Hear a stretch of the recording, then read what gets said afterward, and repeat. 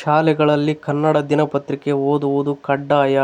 ಸರ್ಕಾರದ ಮಹತ್ವದ ಆದೇಶ. ಕಡ್ಡಾಯ ನಿಯಮ ಜಾರಿ. ಕನ್ನಡ ಪತ್ರಿಕೆ ಕಡ್ಡಾಯ. ವಿದ್ಯಾರ್ಥಿಗಳಿಗೆ ಭರ್ಜರಿ ಸುದ್ದಿ. ಈ ವಿಡಿಯೋದಲ್ಲಿ ಈ ಮಾಹಿತಿಯ ಬಗ್ಗೆ ತಿಳಿದುಕೊಳ್ಳೋಣ. ಮಿಸ್ ಮಾಡದೆ ಈ ವಿಡಿಯೋವನ್ನು ನೋಡಿ ಮತ್ತು ನಿಮಗೆ ಯಾವ ಉದ್ಯೋಗದ ಬಗ್ಗೆ ಮಾಹಿತಿ ಬೇಕು ಎಂಬುದನ್ನು ಕಮೆಂಟ್ನಲ್ಲಿ ತಿಳಿಸಿ. ಹಾಗೆ ಈ ವಿಡಿಯೋ ಇಷ್ಟವಾದರೆ ಸಬ್ಸ್ಕ್ರೈಬ್ ಮಾಡಿ.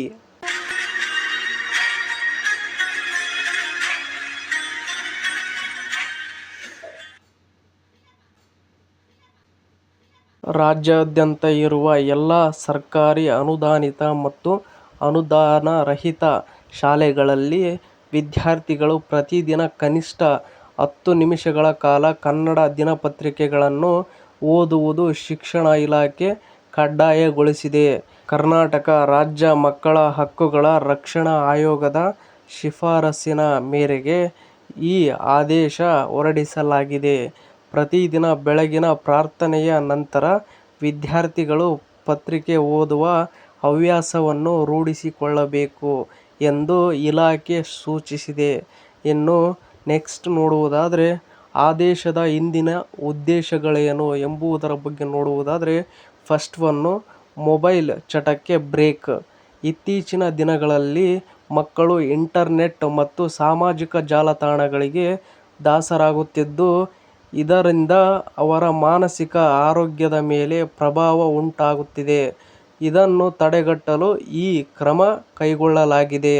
ಇನ್ನು ನೆಕ್ಸ್ಟ್ ಪಾಯಿಂಟ್ ನಾವು ನೋಡುವುದಾದರೆ ಆರೋಗ್ಯ ರಕ್ಷಣೆ.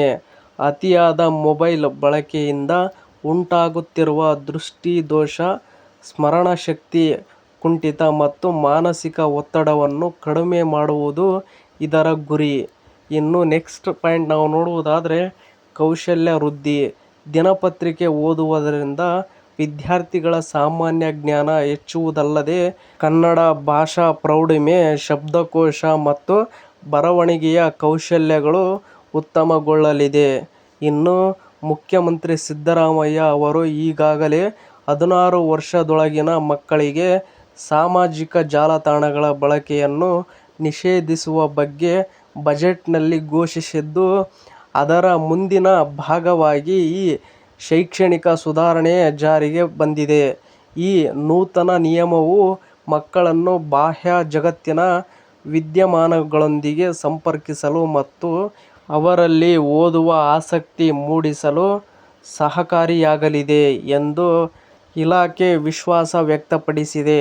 ಇನ್ನು ಇದೇ ತರಹದ ಕರ್ನಾಟಕದ ಮತ್ತಷ್ಟು ಸುದ್ದಿಗಳನ್ನು ಓದಲು ನಿಮ್ಮ ಜಾಬ್ಸ್ ಆ್ಯಂಡ್ ಎಜುಕೇಷನ್ ಅಪ್ಡೇಟ್ ಚಾನಲ್ಗೆ ಸಬ್ಸ್ಕ್ರೈಬ್ ಆಗಿ.